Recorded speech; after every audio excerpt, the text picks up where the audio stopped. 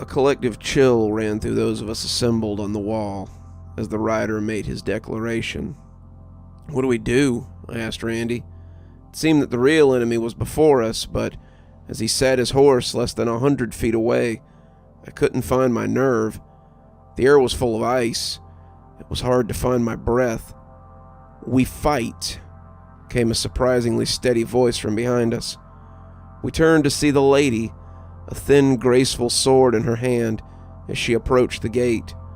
The queen was with her, the magnificent longsword on her shoulder, and her elf warriors had arrayed behind them.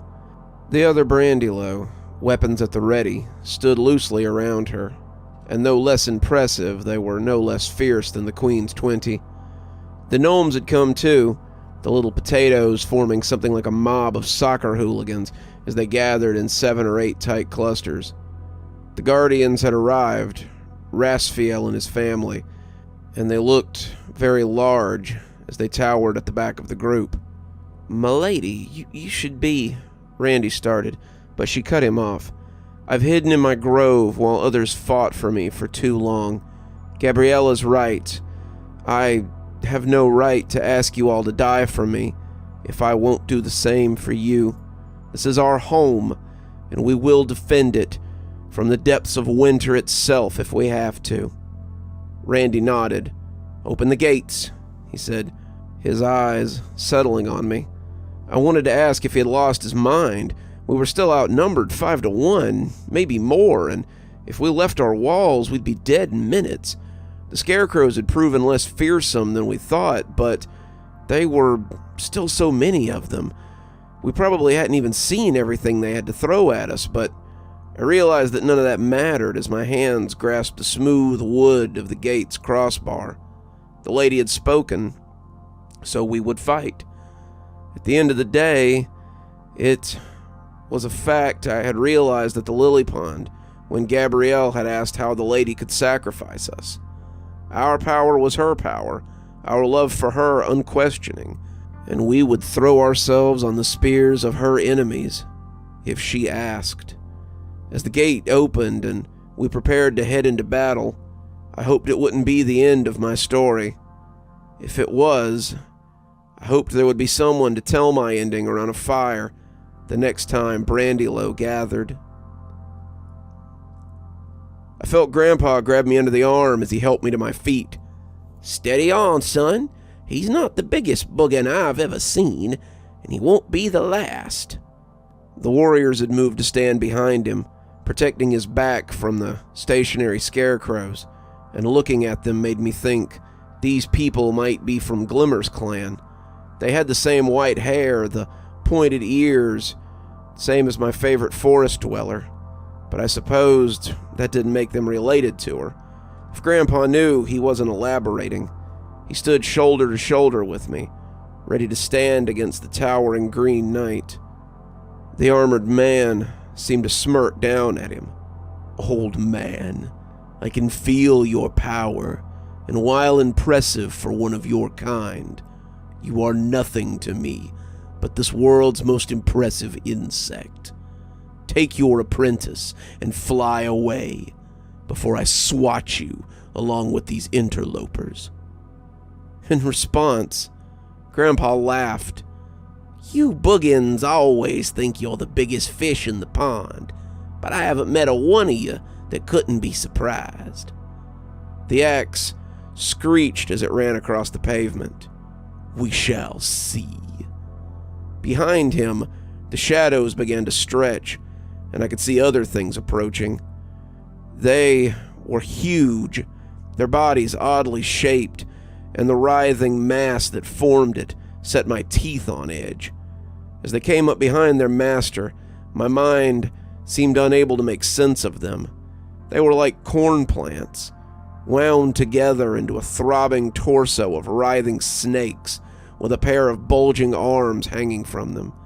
Their heads were a strange amalgamation of roots and corn plants, and once you saw the face, you couldn't unsee it. "The hell are those?" I breathed. "Corn abominations," Grandpa said. "I've heard of them, but I'd hoped I'd never see one." Grandpa was trying to be stoic about the whole thing, but I could see him shaking. This was more than even he was used to, and I wasn't sure this was something we could come out of. This was no bone collector, no spirit to be chased out of a house, and we were surrounded out here. "Grandpa," I asked, 38 in one hand, as my other hand clenched as if the staff I'd had wasn't somewhere in that sea of scarecrows. "Have faith, son. I know it looks bad, but this isn't our time yet. Focus your power, form your shield in your mind, and when the time comes, we'll be ready." As the gates slid open behind us, I closed my eyes and felt my power build. As the forces of the garden screamed out their defiance, I felt the electricity at the tip of my fingers. I wanted my staff. I wanted the focus it would bring me when the time came. But beggars couldn't always be choosers. As the battle joined and we prepared to hold out against this armored juggernaut, I felt something else too. It was a building, like a pressure from a storm as it thunders across the sky. The horse screamed as it reared up, the axe squealing as he raised it above his head. I was shaking, hoping I had enough focus to stop that two-handed swing from killing me and Gramps. Despite the present danger of that killing blade, the pressure continued to build around us, as if a great storm was preparing to open up. "What in the hell do you think you're doing in my town?" The voice roared across the parking lot like a shockwave, and the Green Knight froze in his swing. He turned his armored head, the hinges squealing as they grated against his armor, and I noticed someone new had arrived, someone stranger than the knight and his entourage. She was dressed in pajamas with little hearts on them, something from Walmart or Dollar General, and that was the most normal thing about her.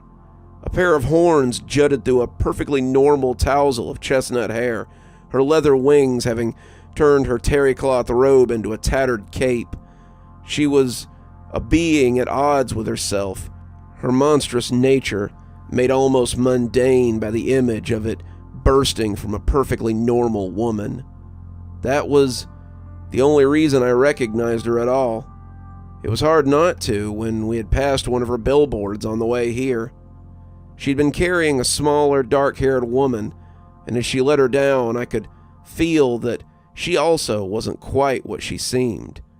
"How dare you bring your feud into my town? I could have ignored your trespass if you had limited your presence to the gardens, but your minions have been allowed to run free on the streets of Cashmere." The armored figure stared at her from the depths of his helmet, finally uttering an unimpressed, "And Cashmere is my territory. I suggest you leave unless you want trouble," she said, the long talons sprouting from her fingers, fidgeting in anticipation. He brought the axe across the pommel of his saddle, looking at the impudent creature, as if he couldn't believe what he was seeing. "I do not take orders from Hellspawn. You have no power over me, no more than you have over any entity of Strange. This is a private matter. Leave, or see yourself brought into it." The creature smirked. "So be it, then." I was flipping through the cameras on the first floor of the medical center when I saw something very odd. As I flipped through the cameras on the first floor of the medical center, I had to blink a few times before I could believe the weirdness I was seeing. You won't understand exactly how odd a statement that is, but given where I was sitting, it was odd even for the setting. Seeing a bunch of spooks chase a group of scarecrows through the halls of the hospital was probably the strangest thing I had ever seen in all my time here. I saw a group come running out of the OR corridor as shaky-leg Mary ambled after them on her twisted legs. She had caught a few of them, leaving them scattered in the hallway, and as she ran on all fours to get a few others. I almost laughed. The door to the boiler room burst open as the boiler man came stomping after others, Jason Voorhees style, as he chased them in his slow, methodic way. There were some of those strange, eyeless dogs that the doctor and the medical records guy had described, and the ghost girl from the 5th floor balcony and some of her ethereal friends came after another group. There were even some faces I didn't know. If these were the entities that the scarecrows had been hunting for, they clearly did not appreciate their intrusion and were ready for them to leave. Haggard old specters in gowns and bloody rags menaced them. Twisted creatures that looked like nothing human dragged them into dark corners. And as it all played out, the lights of the hospital flickered, sending a nervous wave through the survivors. Then the power went out, leaving us in darkness for about 30 seconds, before suddenly coming back on. When I got the cameras up again, the halls of the 1st floor were completely empty. Not a trace of scarecrows, or straw, or the ghostly residents of the hospital to be had anywhere. It appeared the siege was over. It appeared that no matter how much the hospital seemed to enjoy tormenting us, that it would not suffer interlopers. "They're gone," I said, my voice sounding very loud in the quiet. "What?" Carl asked, coming over to the camera as he panned back through. Did they all leave?" "I mean, it appears so," I said, flipping through quickly so as to see all the cameras before answering. I wanted to be sure before I said anything, but they do appear to have gone."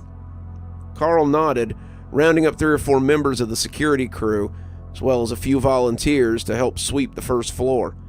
"Keep an eye on the cameras and let me know if anything changes," he said, heading into the stairwell as the 12 of them went to search. I told him I would, but I couldn't help but laugh at how in the end the old hospital had protected us from the invasion. Like a mother hen protecting its chicks, I thought. Like a vampire protecting its potential food source, I also thought. "Sir," chirped the radio, and the warden grabbed it up as he lowered his binoculars. "Go ahead, Officer Carraway," he said, already guessing what she had to report. "Sir, they're retreating." "Excellent," he said, a sigh of relief slipping out. "Maintain your position in case they come back, but no one is to shoot after them. If they're leaving, let them go." 10-4, she said, and the radio went quiet. The warden of Stragview closed his eyes, relishing the victory over whatever that had been. An invasion, an incursion, an attempted robbery. Whatever it had been, they had won. They found less than a dozen on the compound, and he had dealt with most of them himself. His post officer was still unaccounted for, and one of the others had needed to be taken to the infirmary after a few of the scarecrows had fallen off the fence and injured him. All in all, one missing and one injured was a small price to pay for the continued safety of the compound. He wondered where the scarecrows had gone, but not with much interest. Like his sister, he had defended his territory and was now prepared to go back into his tower to relax. Whatever might be happening in town was none of his business.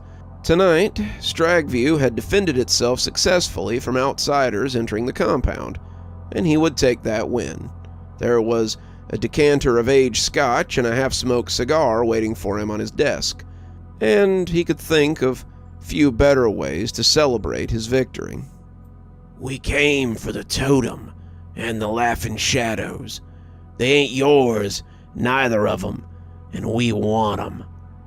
The words of the pumpkin man echoed in his head, and the warden sighed as he stood in the doorway of his tower. Damn it.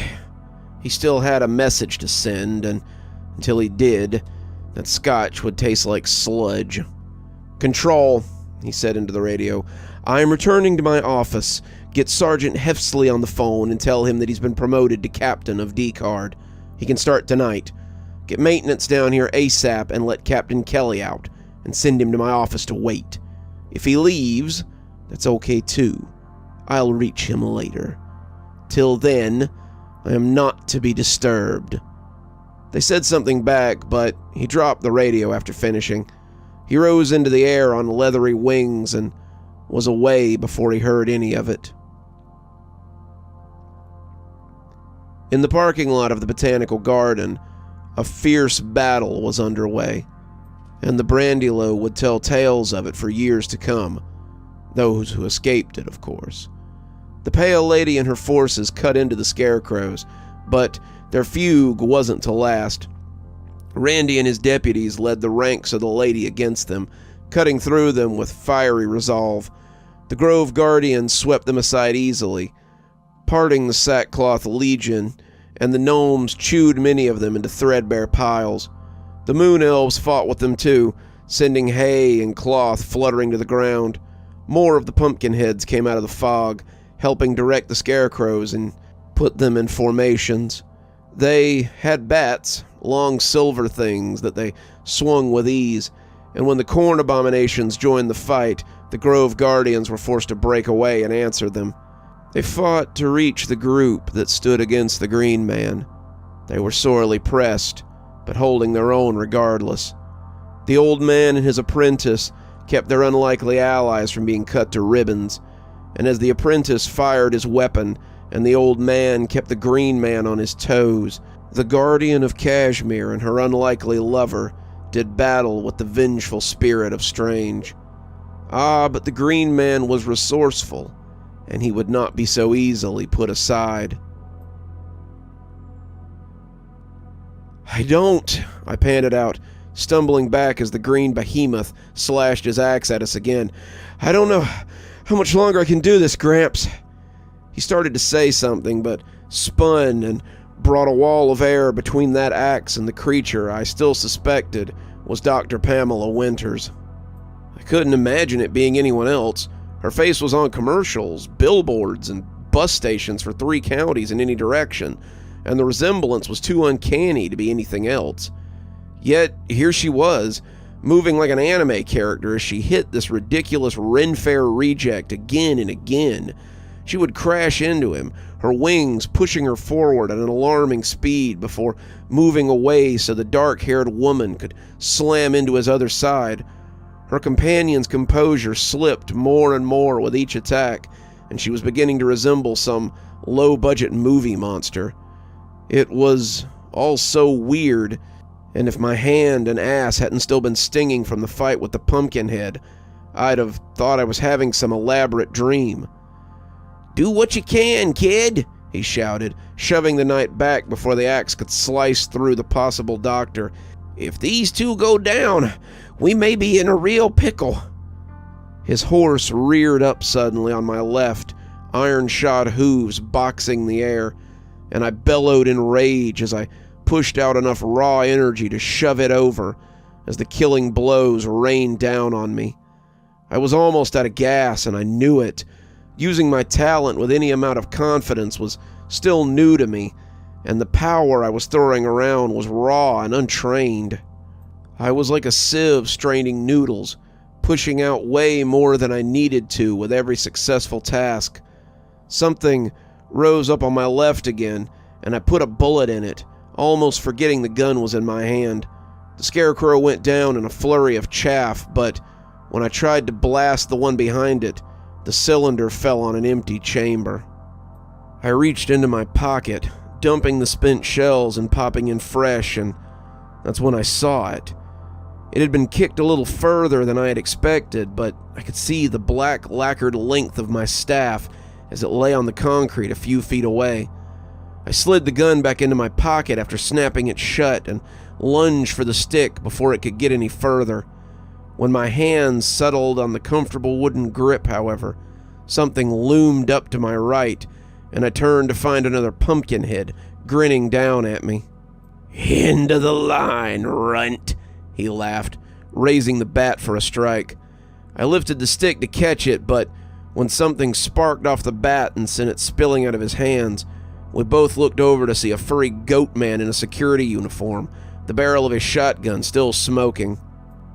"Remember me?" he said, working the slide as he kept the nose trained on the pumpkin head. The creature grinned, its bravado dampened not at all. "Can't say as I do. You goats all look the same to me." The smile evaporated right along with its head as the shotgun reduced him to pulp from the neck up. "Pity, and was hoping you were the one I was looking for." He reached down to offer me a hand, and as I came upright, the most beautiful woman I had ever seen came striding towards the knight. "Your stamina is admirable, apprentice, but take heart."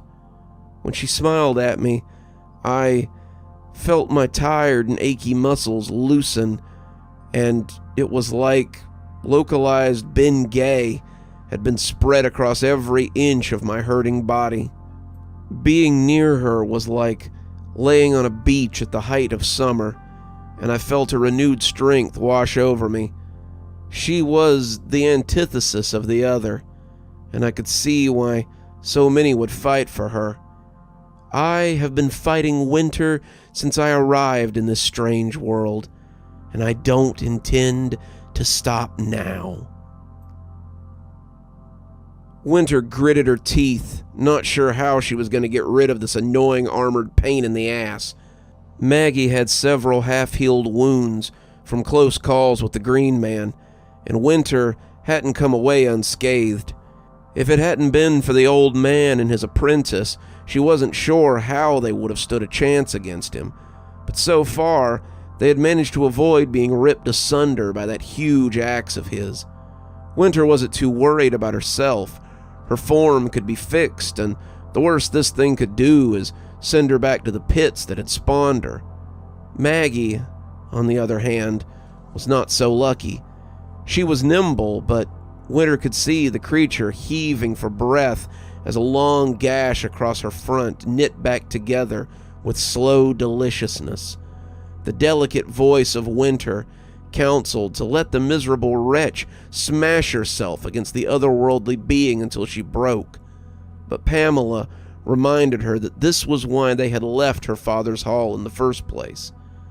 They were not like their kin, and the dark humanity within them needed nurturing if it was to grow.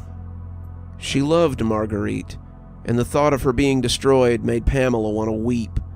She put herself between the imposing warrior and her love, but when he hit another one of those shields the old man and his apprentice cast, she breathed a sigh of relief. "Maggie, get out of here. There's no reason you have to." "Don't you dare," Maggie hissed, staggering back to her feet. "Don't you think for a moment that I would abandon you to this creature.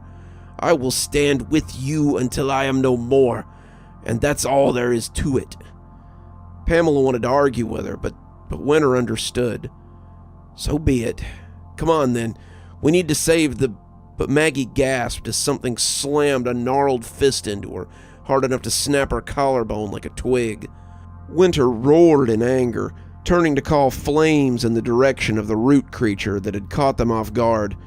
It was massive, larger than its master by a substantial amount, but she had seen bigger. The pits were full of brutes like this one, but as the flames took root inside it, he roared and fell into a mass of smoldering mulch. She went to Maggie, glancing around to make sure there weren't any other horrors skulking, and found her hissing as her body tried to put itself back together.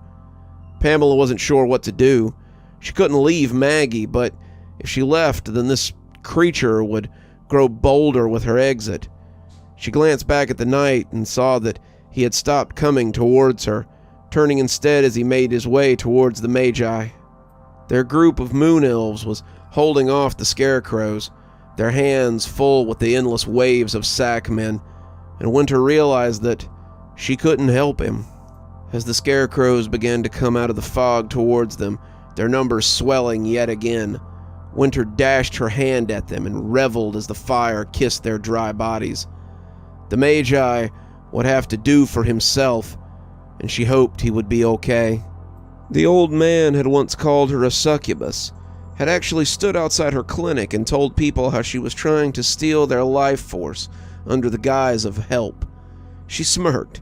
She supposed he had his proof now, though he may have been able to do more than just rattle his saber, it would seem. It seemed there were more than a few secrets in town worth knowing. I goggled at the strange woman, not really understanding what or who she was, but when a furry hand came up to put my jaws back together, I looked down to see one of the security-clad creatures wink at me. I know she's a lot to take in, but don't get caught staring. She won't like that. "You okay?" he asked. I nodded, watching a few others come clopping up as her ragged band came to help the lady. "What?" I asked, trying not to insult him, but finally landing on the one thing I could find to ask. "What are you?" The creature laughed, but before he could answer, I heard Grandpa cough as he tried to throw up another shield. The green man was looming up, the axe sending sparks out as it impacted with his defenses. Grandpa was backpedaling, but he never lost his feet. It was as if he intended to die with dignity, if it was his time.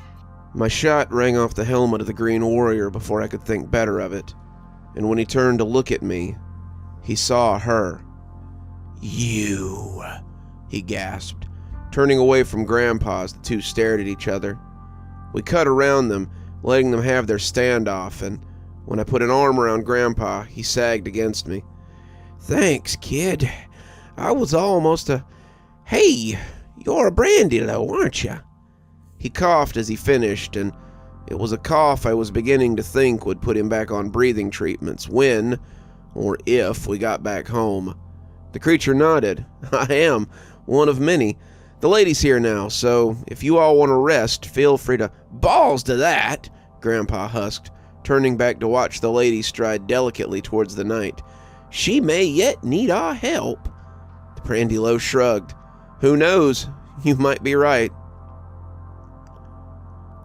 "Finally," the green man rasped, his voice escaping that great helmet like a cloud of frost.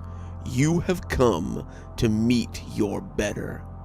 "I've come to meet you in the field as I have 1,000 times before," she retorted. "It isn't summer now, my lady.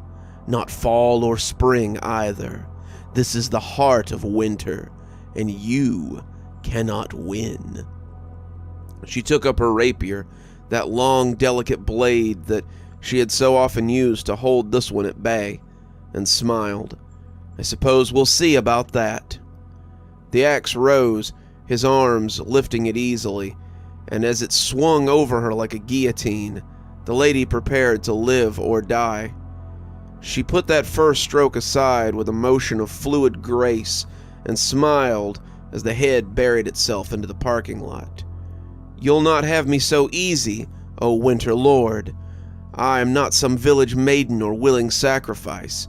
You will have to do better than that if you mean to end our feud." And so they fought. Time began to stand still as their weapons flashed, their bodies spinning like dancers in a well-loved routine.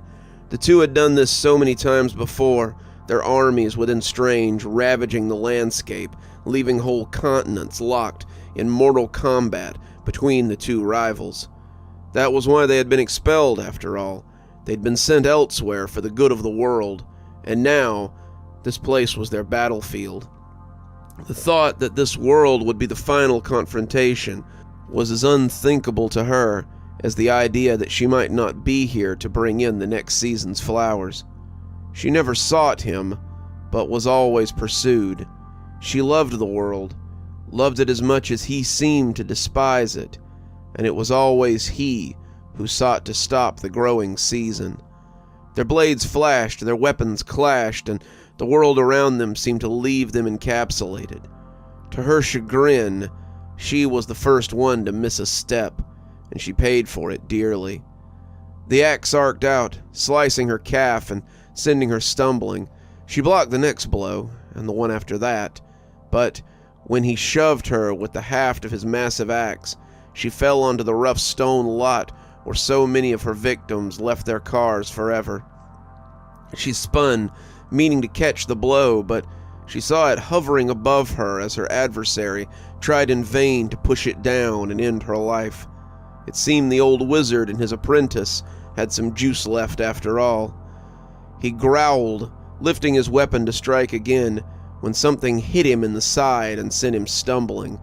A horned woman was bellowing as she attacked, and the lady took advantage of the distraction to harass her enemy further. The scarecrows had begun to advance again, but the moon elves were keeping them at bay, as well as the Brandylow and the towering wooden guardians. The gnomes moved among the straw men, mowing through them like the tools her people used to keep the grass from overtaking the park. Somehow, she was winning out against her enemy's forces, even at the height of his power. He was unable to get his feet under him, and as they pushed him back, the green man was forced to swing ineffectively at his attackers to keep them at bay. She had felt certain that they might turn this around, but as he caught the horned woman by the leg, throwing her like a rag doll, she imposed herself between he and the wizards as he tried to make a dash for them. "Coward!" he growled, breathing heavily as he surveyed them. "This is our conflict, always has been, and you draw in outsiders." "She never did," the old wizard spat, and the Green Knight turned his helmeted head towards him as he spoke. "You brought your old fight into a place I have sworn to protect, and I won't just stand idly by while you move freely." "Nor will I," said the demon woman, the creature hunched beside her looking battered but ready for more. "Nor I," said a new voice, as he came striding from the fog. The man wore an immaculate pinstriped suit, his golden glasses glittering in the lights of the parking lot as his own nature made itself known. The woman was not the only demon in town, it would seem, and as the lady's new allies hemmed the green man in, he seemed to rethink his bravado. "Is this truly the game you wish to play, O Lady of the Growing Season?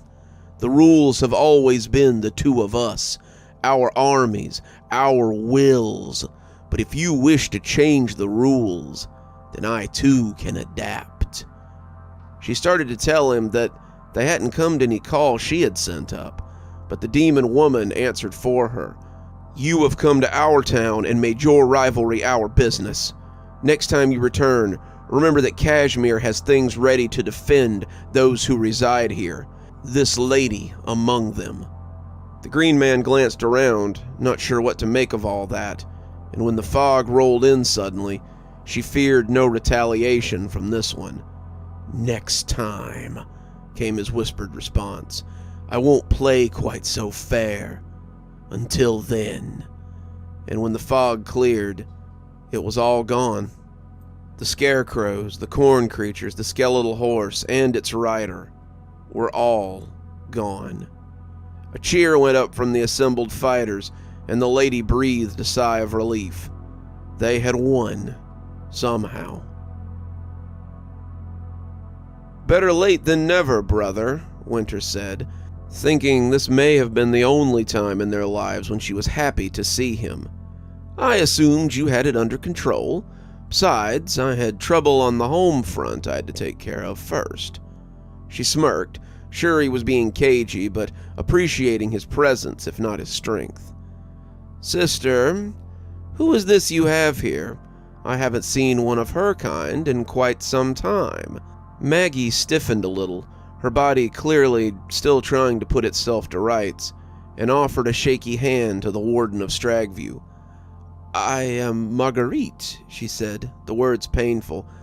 "Pamela's my partner," Winter said, surprising Maggie, who had clearly not meant to say quite that much. The Warden chuckled a little, and Winter began to bristle at him before he asked, "Pamela? It's my name in town, as you know. We all can't go by a title." The Warden shrugged. "True, but in my line of work, we don't really do names. Titles are safer." The sound of a thumping stick brought all three looking up as the two wizards and the beautiful stranger came walking towards them. "Do we go?" asked the Warden. "I don't really want trouble if I can help it." "No," Winter said suddenly. "Stay and meet the neighbors. Who knows, you might need to borrow some sugar sometime."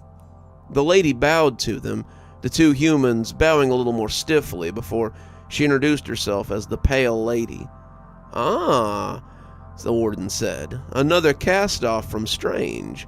I thought I felt something a little different on the outskirts of town." Winter gave him a look before he could give away too much, and to her surprise, he quieted. "My brother and I have taken this place as our territory. We are also from..." She thought about the best way to explain it and landed on "out of town." The old man snorted. "Way out of town, I'd say. You told the police I was a crazy old man when I said you were a succubus." "Well," Winter said, "it wasn't a lie. Calling me a succubus was extremely insulting. My people are far higher in the caste system than that." "You're lucky it was her and not me," the Warden put in. "I would have been much less forgiving over such slights." "Well," the lady said, "wherever you're from and however you came to be here, I am eternally grateful that you came to my aid. Thank you. We all thank you," she said, indicating the furry goat creatures who stood near her. "It was our pleasure," said the old man, dipping his head to her. "Speak for yourself," said the younger of the two. "I was still sleeping off Christmas dinner." They both laughed, and the lady invited all of them into the park for a celebration. "I have to return to my prison," said the Warden, "but I'm sure we'll be in touch. It's always nice to have powerful friends, and the work release is always bothering me about new contracts." The old man and his apprentice agreed to come inside, and Winter and Maggie said they would as well.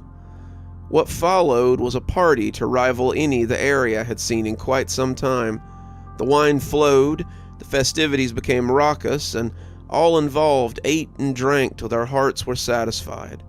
When the old man and his apprentice stumbled home the next day, it was with the assurances that the two of them would be there if the park was ever in trouble again. "Though maybe not for a couple of days," Grandpa said with a hearty laugh as his grandson drove him home. Dr. Winter and Marguerite made their goodbyes as well, telling the lady that she had only to ask and they would arrive. Neighbors have to look out for each other, and who knows what else might come creeping up in Appalachia. At Cashmere Hospital, a similar party had been taking place since the night the lockdown ended, and when the day shift got there the next day, Carl had some explaining to do. All involved were admonished for a job well done, but there would definitely be some new protocols in place, just in case something like this ever happened again. No footage remains of the ghosts in their defense of Cashmere Medical, but poor David was in for a scare the next day. He had gone to the basement to check on the boilers and found 3 or 4 of the scarecrows lying around down there. They were less lively than the ones he had seen the night before. They had somehow avoided being chased away by the ghosts, and avoided being taken when the Green Man left. If anyone else had thought about it, they might have wondered how that could happen. As it was, David burned them out behind the hospital, and that was ultimately the end of the excitement in Cashmere. The town returned to something like normal, and most of the townspeople were never even sure what had happened. For those who were, however, it was a night they would never forget. You're still here. Thanks so much for joining us for tonight's spooky tale.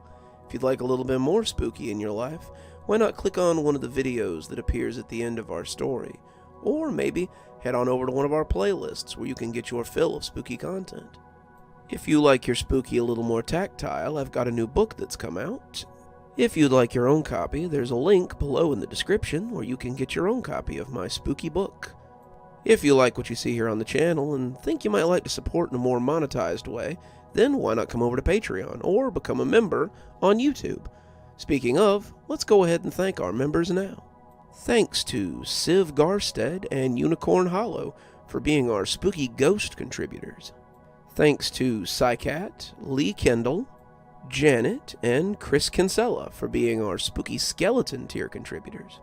And, of course, thanks to Xaronan, Winter, Tyler Parker, Stephanie Carrington, Sarah ASMR, Hi Stacy, Emily Coltsfoot, and Cinnamon Fox, and Bella Lee for being our Ghostly Reader tier contributors. Thanks, everyone. We just couldn't do the show without you. As I said, if you'd like to have your name read out at the end of every episode that I make, and maybe get a little more, come on down to Patreon and sign up, or become a member on YouTube. Ghostly Reader tier contributors get a book anytime I write one, which is usually about twice a year. So, what are you waiting for? Come on down and give it a look. And as always, thanks for stopping by. Dr. Plague, signing off. Have a wonderful evening.